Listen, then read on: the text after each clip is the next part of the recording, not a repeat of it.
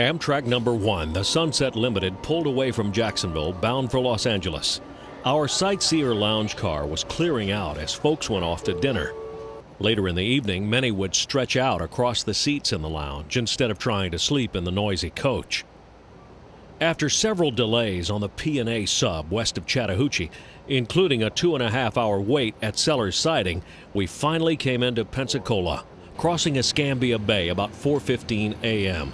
By 4:30, we were in Pensacola Station. Bleary-eyed travelers disembarked and found ground transport. We were among them. A check of Amtrak's automated train status line, a perky computer voice named Julie, told us that our return train, Amtrak number 2, was currently running 9 hours late. We would have quite a while to explore Pensacola. Thanks a lot, Julie. About 5 a.m., P001 pulled away to the west. It would finally reach Los Angeles 2.5 days later, 18 hours late. Something told me those two newlyweds who came aboard at Sanford would not mind the delay. Next day, we arose and toured Pensacola's railroad spots, thanks to the graciousness of Richard and Claire Musgrove. They live in nearby Foley, Alabama, and had heard about our adventure via C-Rails, the railfan internet Yahoo group. Most interesting to me was the old L&N passenger station downtown, now the Crowne Plaza Grande Hotel. I'll bet even William Chipley would be proud of what they've done with the place. Richard and Claire dropped us off at the Pensacola Amtrak station.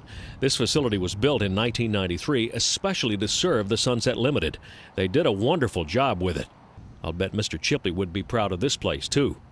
We met Walter Schumann, the product line supervisor for the Sunset Limited east of New Orleans.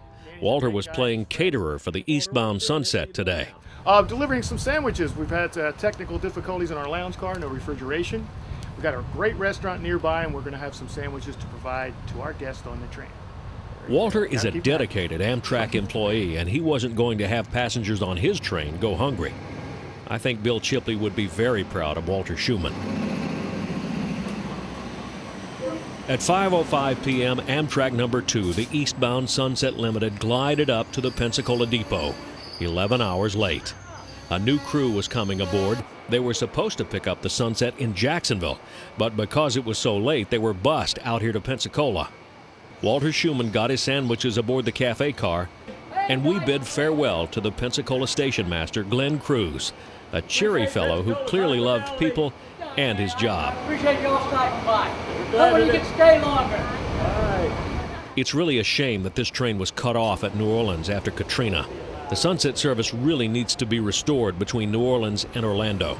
Amtrak has some great employees ready to serve this territory. In Part 3, we're headed back east to Jacksonville. This is Danny Harmon, out.